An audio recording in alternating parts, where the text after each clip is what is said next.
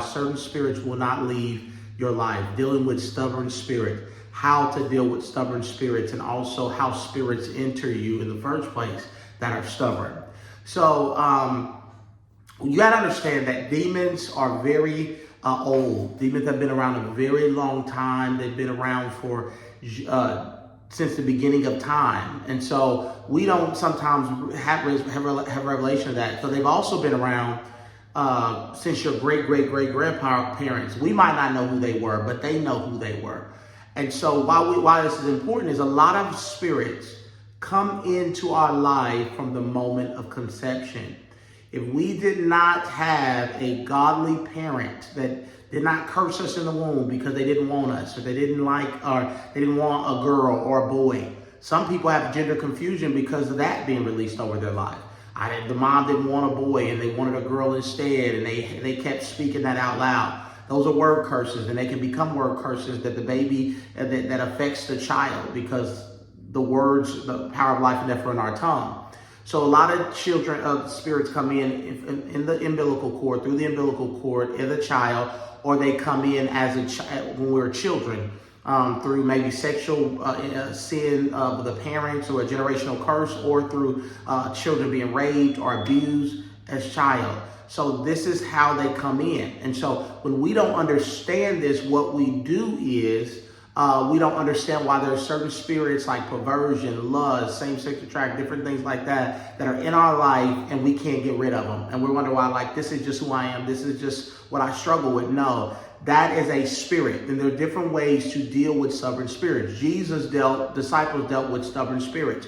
They were out casting out devils, and they came across a spirit that would not leave. They had great success casting out devils before. They had seen the deliverance ministry of Jesus, where every spirit mostly he dealt with came out. He did have trouble with legion. He had that tongue to come out twice. But most of the time, Jesus' ministry, there was instant deliverance. And so they were wondering why they could not see deliverance in this situation. And they bring the boy to Jesus, and Jesus says to them, this kind go out not but by prayer and fasting. So there are certain spirits that enter through sin, through generational curses into our lives, that are because of a generational curse, because of a sin of our parents, because of things like that allow these strong spirits into our life of perversion, addiction.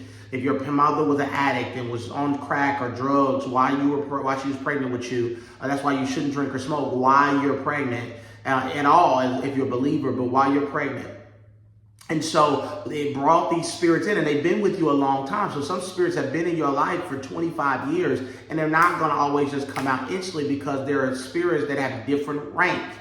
Not all spirits are the same. There are certain spirits of evil. The Bible says that when a spirit is cast out, it will go look for more spirits more wicked than itself, and it will return to its house. These spirits believe that you are their property. They own you. That's what they think. They're lying. They don't know. When you're a believer, though, you belong to Jesus, and that's why we need to break every legal right so that they can leave, because they're operating now illegally. But demons can only come in through legal rights. And so certain spirits are stubborn because of their strength.